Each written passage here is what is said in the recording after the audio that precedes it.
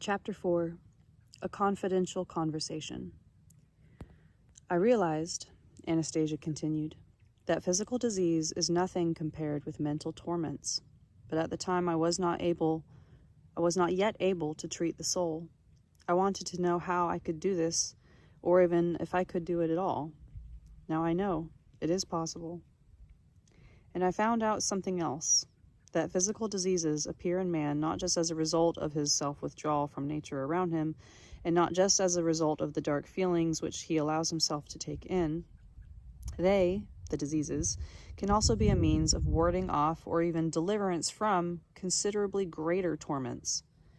Diseases are often one of the devices or means of communication between the supreme intelligence, God, and man.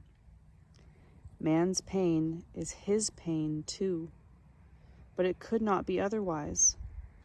How else could you get the message, for example? Do not keep throwing into your stomach all sorts of harmful stuff. You tend not to listen to the words of reason, after all. That's why the message comes through pain. But instead you swallow painkillers and go back to stubbornly doing your own thing. So, I countered. It follows then, in your opinion, that there's no need to treat people at all? No need to help them with their ailments? Help there should be, but first of all, to gain a proper understanding of the origins of the disease. Man needs help in discerning what the supreme intelligence, God, desires to say to him. But that is most difficult. That is a most difficult task. One can make mistakes. Pain, after all, is a confidential conversation between two beings who know about each other. Interference from a third party often harms man instead of helping him. Well, then why did you rid me of my diseases? I asked Anastasia. Does that mean that you've harmed me in some way? All of your diseases will come back to you if you do not change your lifestyle, your attitude to things around you, and to yourself. If you do not change some of your habits, they are the causes of your diseases. I have done no harm to your soul. It became clear to me that it would be impossible to persuade Anastasia to make money out of using her healing abilities until she had sorted things out for herself. My business plan had fallen apart. Anastasia must have noticed my irritation, for she said, "Do not be upset, Vladimir. I shall try to grasp everything as quickly as possible. And now, if you really want to help others and yourself and not just make money, I shall tell you about the means by which man can cure himself from many diseases without undesirable side effects, as might happen when outsiders try to interfere in his destiny, if indeed you want to listen to this." What choice do I have? I'm not going to change your mind in any case. Tell me. There are several main causes underlying the diseases of the human flesh, namely harmful feelings, emotions, an artificial dietary regime, an unnatural meal schedule, and food composition, the lack of short-term and long-term goals, and a misapprehension of one's essence and purpose in life.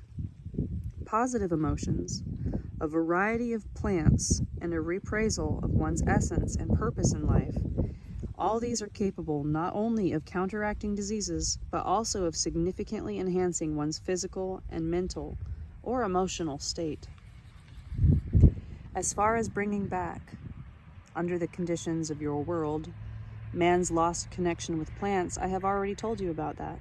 After man has established a direct personal contact with these plants, it is much easier to make sense of everything else. The ray of love, too, is capable of curing many diseases of one's fellow man, and even prolonging his life by creating around him a space of love. But man himself, once he has managed to arouse positive emotions in himself, can use them to extinguish pain and cure the diseases of the flesh, even the effects of poison. What does that mean, arouse positive emotions? I queried. How can one think good thoughts if one has a toothache or a stomachache? Pure, clear moments of life, positive emotions, like guardian angels, will overcome pain and disease.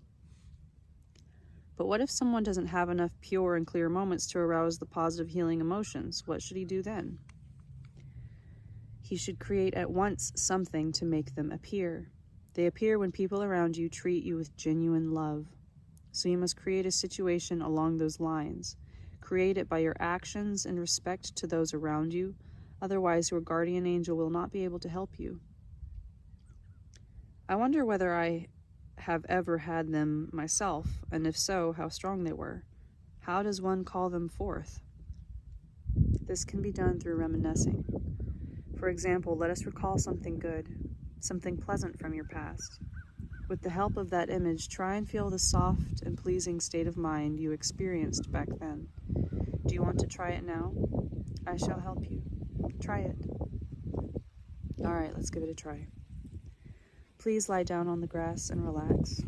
You can remember starting from this point in your life, right now, going back into the past. Or you can start with your childhood and proceed up to the present day.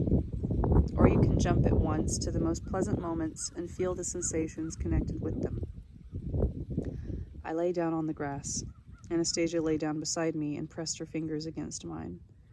I thought her proximity might even prevent me from concentrating on my reminiscences, and I said, "Perhaps I'd better be alone." "I shall be very quiet. When you start remembering, you will forget about me, and you will not feel the touch of my hand. But I can help you remember everything more quickly and vividly."